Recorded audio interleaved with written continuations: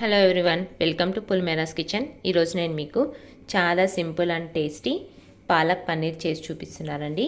ఇందుకు కావాల్సినవి చెక్క, లవంగం, ఇలాచి, కొద్దిగా కాజు, పసుపు, కస్తూరి మేతి, కారం, ఉప్పు, పసుపు, గరం మసాలా, జీలకర్ర, ఫ్రెష్ క్రీమ్, అలాగే పన్నీర్ నేను ఇలా ఈ సైజులో క్యూబ్స్గా కట్ చేసుకున్నాను.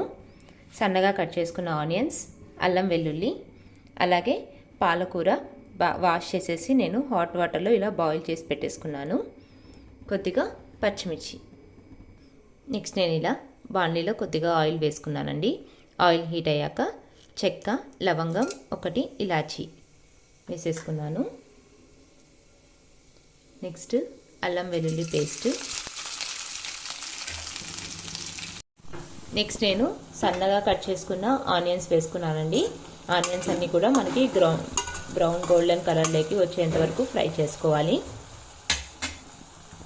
నెక్స్ట్ నేను మిక్సీ జార్లోకి కాజు, అలాగే పచ్చిమిర్చి, కొద్దిగా ఉప్పు అండి.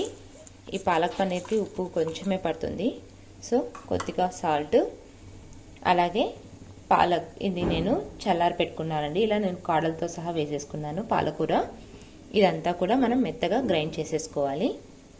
చూడండి, ఇలా మిక్సీకి నేను మెత్తగా పేస్ట్ చేసేసుకున్నాను.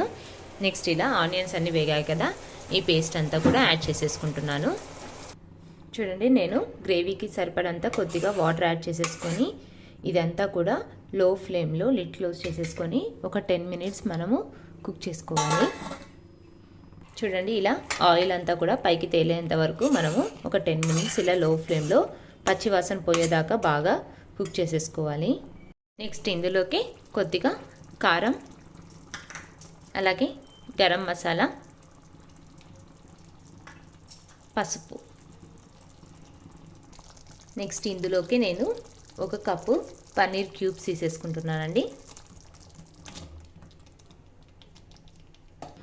ఇలా పన్నీర్ క్యూబ్స్ అన్నీ కూడా యాడ్ చేసేసుకొని, అలాగే నేను ఇక్కడ 1 కప్పు ఫ్రెష్ క్రీమ్ తీసుకుంటున్నాను. చూడండి, నేను ఇలా 1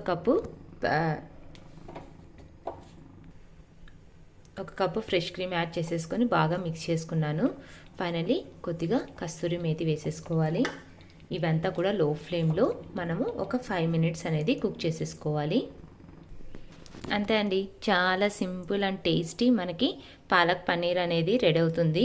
మీరు కూడా ట్రై చేయండి. నా ఛానల్ మీకు నచ్చినట్టయితే లైక్ చేయండి, షేర్ చేయండి, సబ్స్క్రైబ్ చేయండి. Thank you.